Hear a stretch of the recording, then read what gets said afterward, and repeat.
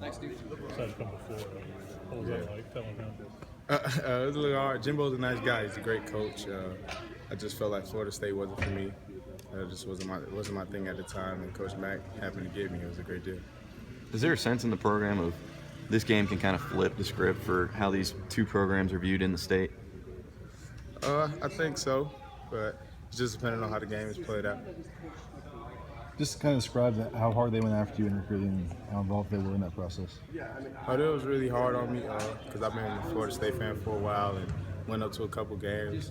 So Jimbo was hard on me a lot, and he was pretty upset when I came here over them because I wasn't getting recruited by Florida the whole time throughout my years, and he's been recruiting me since freshman year. So Matt came in on you late, pretty much. Yeah, once he got the job. What ultimately swayed you? I just saw this school as he was a dude coming from Alabama who knew what he was doing, and opening in the backfield. It was just Kelvin Taylor at the time and Mark Henry. Did he sell you on look what we did at Alabama with those running backs? Yeah, definitely. You know, he had Eddie Lacy and Trent Richardson at the time. They were some great backs, and they did some great things. So him and Nussmeier together, I figured they would do some great things together. What's it going to be like for you playing at Doak? You mentioned you grew up an FSU fan? Yeah, just a little bit. It's going to be a good experience. I never played there. It'll be my first time, and heard they got a new renovated stadium, so can't wait to see what it looks like. A few of the receivers went up to Mac during the LSU game and told him to keep giving you the ball. Did you know about that?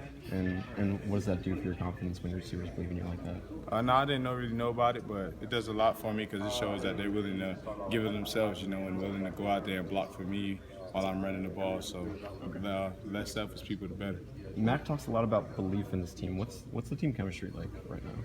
I was doing really well. You know, it grew a lot over the summer and through camp and everything. And as the season went on, we just bonded every day in and day out, being together. You just form as brothers. What was the biggest thing you had to do this year to get over the hump? You talked about not hesitating. I have to say just going hard every day because everybody's human, and you have your days where you want to just, you know, be lackadaisical or something like that. But being with all those running backs, you know, it's no days off and no reps off. So I think that was the hardest challenge for me, was to keep pushing myself. How much more tired have you been a month after games? If you were getting 10, 11, and all of a sudden 22, 20. I mean, I think because the way it gradually worked, my body wasn't that tired. It kind of worked me into it. Just kind of didn't shock me. So recently I've been feeling good. My body isn't as banged up. Well, that was the plan, wasn't it, early, so you guys would all be fairly healthy late in the year. Yeah, it worked out great. When you look back on it, how frustrating was it at times, though, when you were running so well, but you're only getting so many carries? It was frustrating, but you know, it drives you to just be hungry, you know, and take advantage of every rep that you get. So I guess that's the positive side to it, and it made us all a lot better football players. Did you think you were going to be the starting running back before the season began with that huge group? Yeah, I had it in my mind. I had it in my mind that, you know, as long as I work hard and do what I'm supposed to do and stay on the right track and stay out of trouble, I should be fine. Because last year I was the leading rusher coming out of the season besides KT, so I just had to do what I had to do. Did Nestor Mack come to you at some point and say, okay, you're going to get 20 carries this game, or did it just kind of happen? No, it just kind of happened out of miss. I had the hot hand, and Coach just kept giving me the ball. Talk more about the progress defensive line made, especially when the fact that Jim McCoy being forced to kind of step up. It's been great. You know, I think the offensive line has been it's been better than it has been all year. Those new guys came in there, like I said, they haven't been playing, so they come in a lot more hungry, and they're willing to do anything to play, and they're just excited to be on that field. And if you got guys like that who just play with that passion, we'll get a lot done. You were the first running back to run for over 100 yards against LSU. How does that make you feel as you go into this game against LSU? It definitely gives me a lot of confidence, you know, just showing that you can do anything you put your mind to. But I'm just looking forward to try to get some better stats and just helping this team out the best way I can. How impressed have you been with the offensive line the past two games? Really impressed with them. They're doing their job of keeping their pads low and, you know, just playing aggressive.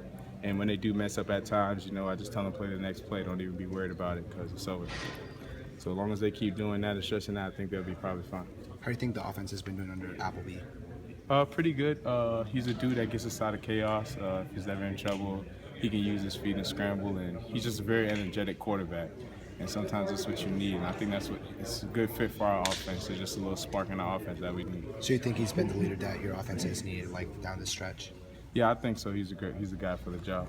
And as a true sophomore, how does it make you feel to see this type of young offensive talent on the line and even on defense stepping up for the injuries and stuff? How does that make you feel? It makes me feel good. You know, it just showed that Coach Mack did a good job and the classes and the kids he brought in that we're finally producing for him. And I know just as long as we keep making him proud, things will go well. Do you know anybody on Florida State you grew up with from South Florida? Yeah, Tavares McFadden. I know him real well. I know a couple others just from going to All-Star games and the opening and stuff like that, like Patrick, the running back. I know Dalvin from back home, obviously, Herman Lane, kids like that, Calvin Brewer. Does that make this rivalry kind of unique? Yeah, it does. Oh, yeah, I know Brian Burns, too, the DN. I grew up with him back home, but yeah, it makes it kind of better. I think when you play against your friends, you kind of know your opponent better as far as like just how they play.